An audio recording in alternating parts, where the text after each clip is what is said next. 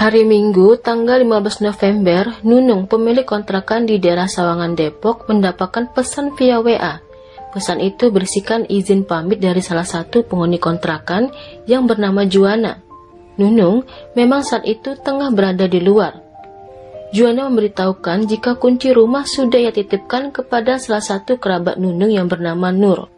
Dalam pesannya itu juga, Juana mohon maaf lantaran ubin kamar ada yang pecah, tapi sudah diganti. Setibanya di rumah, Nunung bertemu Nur. Dari cerita Nur, kunci rumah memang sudah dititipkan. Cuma saja yang menitipkan kunci rumah Nur tak kenal. Setelah beberapa hari, Nunung lantas meminta suaminya untuk mengecek toilet rumah kontrakan yang sebelumnya dihuni oleh Juana. Setibanya di rumah kontrakan, suami Nunung menemukan ubin kamar yang berbeda warna. Pria itu lantas mengetuk-ngetuk ubin yang berwarna hijau. Terdengarlah suara kopong dari bawah ubin. Suami Nunung itu lantas mengambil linggis, ia mencongkel ubin itu. Saat itu keluarlah bau busuk. Merasa ada yang tak beres, pria itu kemudian pergi ke rumah Pak RT. Bersama Pak RT dan tetangga yang lain, dilakukanlah penggalian. Saat itulah mereka merasa jika ada dengkul manusia di bawah ubin, serta bau busuk yang tajam. Penemuan itu lantas dilanjutkan ke Polres Depok. Setibanya polisi di lokasi, dilanjutkanlah pembongkaran. Benar saja, ditemukanlah jenazah pria yang terduduk di dalam bawah tanah ubin. Kecurigaan pun pasti tertuju pada Juana. Lantas, siapakah jenazah pria itu hingga harus ditanam di bawah ubin kamar rumah kontrakan? Berikut cerita lengkapnya.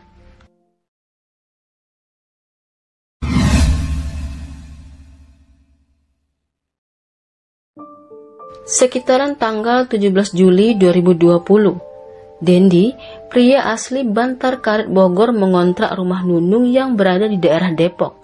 Dendi sehari-harinya berdagang bakso keliling dengan motornya.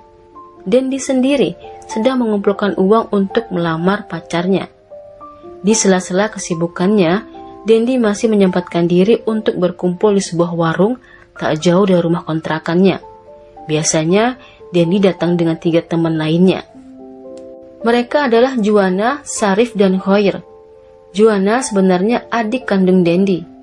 Sementara itu Sarif warga Sawangan, Depok, sedangkan Khoir adalah teman dekat Sarif. Hubungan Sarif dan Khoir cukup baik. Sudah 5 tahun Khoir tinggal dengan Sarif. Sarif banyak membantu Khoir, bahkan sering memberikan uang pada Khoir untuk memenuhi kebutuhan sehari-harinya. Sarif juga terkadang mau mencarikan pekerjaan untuk Khoir. Keempatnya banyak menghabiskan waktu bersama-sama. Tapi siapa sangka, di balik hubungan keempatnya ada kisah gelap yang tersimpan rapat. Yang pertama, antara Sarif dengan Khoir.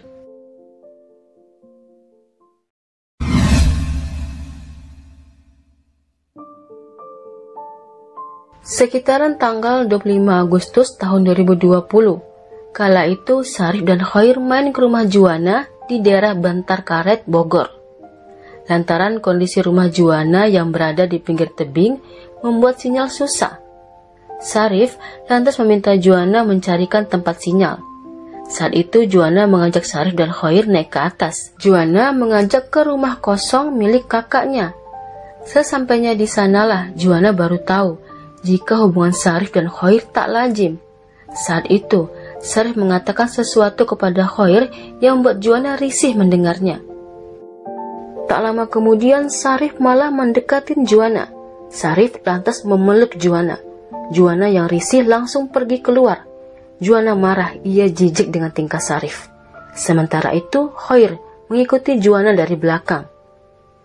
Saat itulah Khoir bercerita jika selama ini ia sering dilecehkan Sarif. Seketika itu, Juana terlintas untuk membunuh Sarif. Khoir dan Juana lantas mengejar Sarif. Setelahnya Khoir dan Juana memukul Sarif dengan knalpot hingga meninggal. Setelah memastikan jika Sarif sudah meninggal, Juana kemudian mengambil senter dan cangkul. Dibantu Khoir, malam itu juga Sarif dikubur di kebun sekitaran rumah kakaknya itu. Setelah membunuh Sarif, Juana lantas meminta izin ke orang tuanya untuk tinggal di rumah kontrakan kakaknya di Depok. Di sana, Juana mengikuti pekerjaan kakaknya Dendi menjadi pedagang bakso keliling.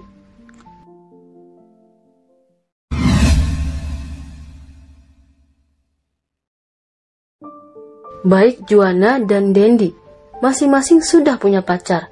Juana sendiri sudah merencanakan untuk menikahi pacarnya. Hanya saja, ia terhalang Dendi yang belum menikah. Juana tak enak jika harus melangkahi Dendi. Namun, sang pacar sering menanyakan keseriusan Juana untuk menikah. Hingga suatu hari, Juana memberitahukan Dendi jika ia ingin menikah, namun tak mungkin melangkahi Dendi. Juana bertanya kepada Dendi, kapan ia dan pacarnya akan menikah. Bukan pertama kalinya pertanyaan itu Juana tanyakan kepada Dendi. Namun, pertanyaan itulah yang membuat mereka sering ribut. Dendi tak kunjung beri kepastian rencana pernikahannya dengan pacarnya. Dikarenakan desakan kekasihnya untuk segera dinikahi, membuat Juana gelap mata. Pada tanggal 14 November 2020, Juana kembali bertanya dengan pertanyaan yang sama dengan Dendi.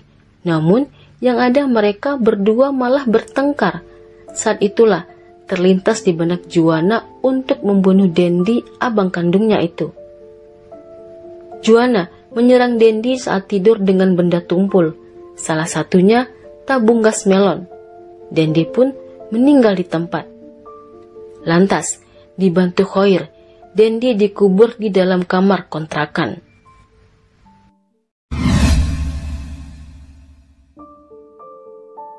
Pada tanggal 19 November, Juana dan Khoir berhasil ditangkap di Bogor. Saat lakukan pengembangan, Juana bercerita jika dia sudah membunuh Sarif. Dia tak sendiri, ada Khoir yang juga membantu. Karena kasus berada di dua kota, maka Juana ditangani Polsek Depok, sedangkan Khoir ditangani polisi di daerah Bogor. Saat berada di penjara, Juana sering menangis. Ia menyesali perbuatan kejinya. Atas kejahatan yang dilakukan, keduanya dituntut pasal berlapis 340 KUHP dan 338 KUHP tentang pembunuhan berencana dengan ancaman hukuman mati, seumur hidup, atau 15 tahun penjara. Hai semuanya, saya Yuni Rusli. Tentunya saya mengharapkan dukungan kalian semua agar channel ini bisa lebih berkembang. Untuk itu, saya menunggu kritik dan saran dari kalian semua. Terima kasih sudah menonton. Kalau begitu, sampai di sini kisah dan cerita kali ini. Sampai ketemu di cerita-cerita lainnya.